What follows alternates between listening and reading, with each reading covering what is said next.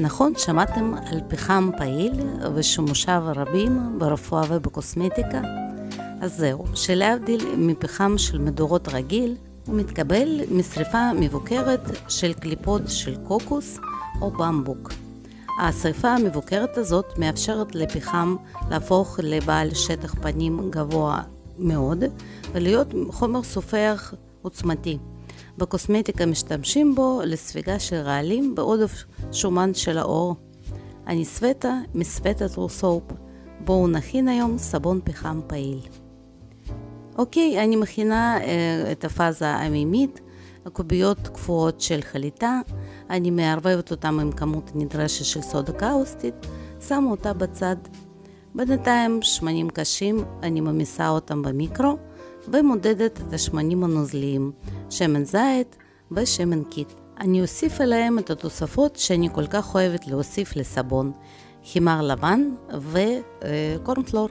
למה אני מוסיפה אותם? כי הם נותנים מגע מאוד נעים של הסבון לעור, והם מצקים אותו גם כן, את הסבון. עכשיו אני מערבבת אותם עם השמנים שלא יהיו גושים, שהכל יהיה אחיד. בינתיים השמנים הקשים שלי נמסו, אני מערבבת אותם ואני בודקת שהן חתיכות שנשארו קשיחות, ונותנת ערבוב עם הבלנדר, שמה בצד. עכשיו אני מכינה את התערובת של שמנים אתריים לסבון. אני משתמשת בעץ התה, שמן עץ התה יחד עם גרניום, ואני מוסיפה עליהם פצ'ולי, קיטון נמוך. את המתכון וכמויות מדויקות של כל הדברים לסבון, אתם יכולים לראות בתא המידה של הסרטון. אני מריחה את התערובת שלי, אני מרוצה ממנה, ואני שמה אותה בצד. עכשיו אני מוסיפה פחם פעיל. מקובל להוסיף כפית לחצי קילו של סבון. יש לי 200 גרם, 300 גרם של סבון, אז אני מוסיפה 4.5 כפיות של פחם פעיל. אני מערבבת אותו עם השמנים, ואני מוודא שלא נשארים גושים. הוא לא מתערבב כל כך טוב, והוא צריך זמן לערבוב. השמנים הגיעו ל-37 מעלות צלסיוס, וחליטה עם סודה קאוסטית, גם כן מעולה. אני לוקחת את החליטה, אני מסננת אותה, כי אני לא רוצה שחתיכות של צמחים יגיעו לבלילת הסבון. אני לוקחת את הבלנדר ומגיעה לאמולסיה יציבה. על המסך מופיע לינק לסרטון בנושא שצילמתי לפני כן. אז אני בודקת שאני הגעתי לאמולסיה, ולוקחת בערך חמישית מכמות בלילת הסבון, ומוסיפה אליה חמישית מתערובת של שמנים אתריים. מערבבת ידנית, ואני רואה שהסבון נוזלי מדי, ולפני שאני מוזגת אותו לתבנית, אני לוקחת בלנדר ומתקדמת בטרייס. עכשיו אני אנסה להראות לכם להדגים מה זה טרייס, למרות שעם סבון שחור זה קצת בעייתי. הנה בואו תראו, אני לוקחת ספאצ'ולה, וברגע שאני מוציאה אותה מהסבון, אני רואה מין שביל כזה שנוצר על פני הסבון, עקבות, כי טרייס זה עקבות למעשה. טוב, לא כל כך רואים, לא נורא, אני אדגים לכם על סבון הבא. עכשיו אני מוזגת את הסבון, את השכבה הראשונה, שזה בערך חמישית, כן, מכל כמות הסבון. אני מנערת את התבנית, הסבון מתיישר, ובועות אוויר צפות, מיישרת טיפה עם הספאצ'ולה, עושה מין טקסטורה עדינה, ועכשיו אני רוצה לעשות פס של מיקה. אני לוקחת גולדן בודה של מד מייקאז, אני לוקחת מסננת קטנה, צפופה, ומפזרת שכבה של מיקה. מאוד חשוב לא לעשות את השכבה הזאת עבה מדי, ואם תהיה יותר מדי עבה, אז השכבה הראשונה תתנתק משאר הסבון.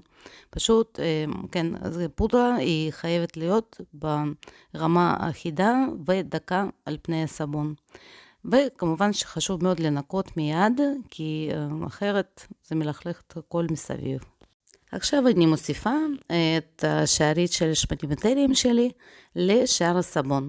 ועם הבלנדר אני מגיעה לטרייס, מערבבת את השמנים, ומתחילה למזוג לסבון שכבר נמזג לשכבה הראשונה שיש לי. תענוג למזוג סבון בכזו סמיכות, הוא נמזג חלק הוא שחור כזה, וזה ממש קסום, ואני כבר רואה ששילוב של שחור עם זהב הולך להיות ממש הצגה.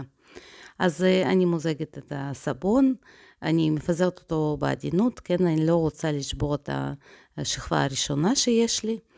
אני מוזגת את הכל, סבון סך הכל בצבע אחד, אני מנערת את התבנית, מיישרת את הסבון, וגם עם ספצ'ולה קצת יותר מפזרת את הסבון, שיהיה אחיד, מנערת שוב, ועכשיו אני עושה טקסטורה לחלק העליון של הסבון. אני לוקחת כפית רחבה יחסית, ומרימה צד אחד של סבון. אחר כך אני ממשיכה בתנועות קצרות, להרים מין גלים כאלה, מין קסקסים, אני לא יודעת איך לקרוא לזה אפילו, לכיוון נגדי, כן, של הדבר הראשון שעשיתי. אני מרימה את העלים האלה, וזה נראה ממש כמו חתיכת דרקון שחור, זה כל כך יפה, והנה תסתכלו, מבריק, ומריח מצוין כבר עכשיו. אני אכניס את הסבון הזה לתנור, אני אחמם את התנור ל-70 מעלות, אחבא אותו, ואכניס את הסבון לשם עד שהוא מתקרר. דבר כזה יאפשר לסבון להתמצק מהר יותר, ולצבע שחור להיות בוהק יותר. כעבור 24 שעות אני מתחילה לטפל בסבון. חייבים לעשות את מה שאני עושה עכשיו עם כפפות. אני לוקחת בקבוק של ספרי, בקבוק ריק, נקי. אני לוקחת מיקה זהב, ואני לוקחת האלכוהול. שלי 99%, כמה שאחוז האלכוהול גבוה יותר, ככה יותר טוב. עכשיו אני לוקחת מיקה, חלק של מיקה, נגיד כפית, שמה בתוך הבקבוק, אם יש לך משפך קטן זה כמובן יותר נוח, ואני לוקחת 2 חלקים של אלכוהול, כלומר 2 כפיות. אני מעירה את האלכוהול לתוך הבקבוק, ומנערת את התערובת, סוגרת את הבקבוק, ומנערת טוב טוב, אני רואה שכל המיקה שם התפזרה. אני בודקת על הדף שמה שהתקבל אצלי זה ספרי זהב כזה, מצוין. עכשיו אני מוצאה את הסבון, אוי זה יפה, הוא ממש כמו חתיכת דרקון,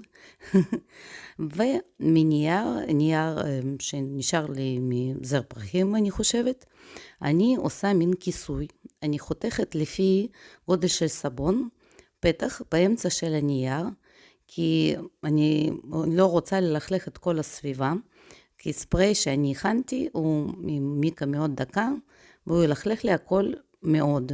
אז בשביל למנוע את זה, אני חותכת מין מגן כזה לסבון, ויותר נכון מגן לסביבה של סבון. כן, זה לוקח קצת זמן, זה לוקח איזה דקה או 2, אבל זה בהחלט שווה, כי אחר כך לא צריך לנקות את הסביבה. אוקיי, אני מנערת את הספרי, ומתחילה לרסס את הזהב. תראו איזה קסם. תוך שניות ספורות, שכבה דקה של זהב נוצרת על הסבון ומכסה אותו לחלוטין.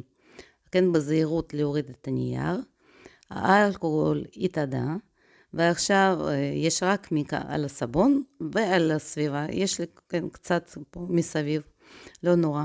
תראו איזה דבר יפה, הדרקון שחור הפך לדרקון זהב. עכשיו אני מוציאה את הסבון מהתבנית, כן, אני לוחצת על התבנית סיליקון, עכשיו אני מושכת את התבנית סיליקון, מכניסה אוויר, אני מנטרלת את הוואקום שהיה שם, שסבון יצר, ובזהירות מוציאה אותו, כן? אני משתדלת לא לגעת בחלק הזהוב, בשביל לא ללכלך את החלק השחור. איזה סבון יפה חבר'ה, ממש חבל לי לחתוך אותו.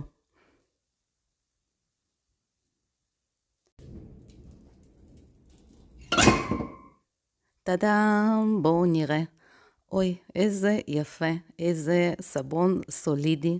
הוא ממש יפה, והפס זהב הזה באמצע משתלב מצוין עם השחור.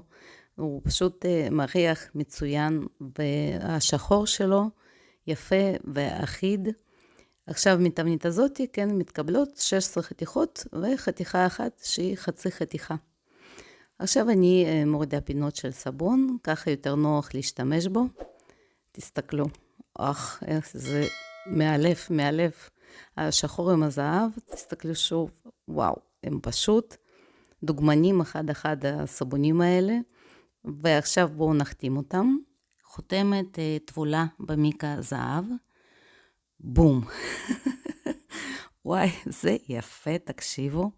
הנה בואו ננסה חותמת גדולה יותר, אושר, לחיצה אחידה, נו, תקשיבו, אין לי מילים, זה פשוט מושלם. עכשיו, החותמת הענקית שלי, כן, צריך להיזהר ולמקם אותה טוב טוב, כי שחור רואים עליו את כל הלכלוכים. בואו, אומייגאד, כאילו, זה יפה ברמות אחרות. ווואו, אני עכשיו בדילמה, אני לא יודעת איזה חותמת להחתים את הסבונים, את הגדולה יותר, את האושר או את הזאת עם הלוגו. תעזרו לי בבקשה, אני ממש מתלבטת קשות. דבר הבא שאני רוצה לעשות, אני רוצה לבדוק את ההקצפה של הסבון. אני שמעתי מאחד הלקוחות שלי שטענה שסבון מלכלך, סבון פחם, זה פחם, ברור שזה ילכלך. אז אני לוקחת כפפות לבנות, אני רואה שהקצף הוא טיפה אפור, ורואים את זה כשהקצף יורד על השטח הלבן, על הידיים לא רואים את זה. ודרך אגב, ההקצפה מאוד יפה, למרות שהסבון ממש צעיר, כן, אתם רואים, הקצף קצת אפור, רואים את זה על הכיור עצמו. עכשיו, לכן חשוב לא לשים יותר מדי פחם פעיל בסבון פחם, אחרת הוא ילכלך פשוט הרבה יותר. אז זה הסבון לא מוכתם. תגידו לי אתם מה אתם חושבים על ה-Simple is Beautiful. תראו את החלק העליון, זה פשוט פצצות. זה רעיון לא שלי, ואני אשאר לכם לינק מתחת לסרטון המקורי. אז תודה רבה על הצפייה, וניפגש בסרטונים הבאים. ביי ביי.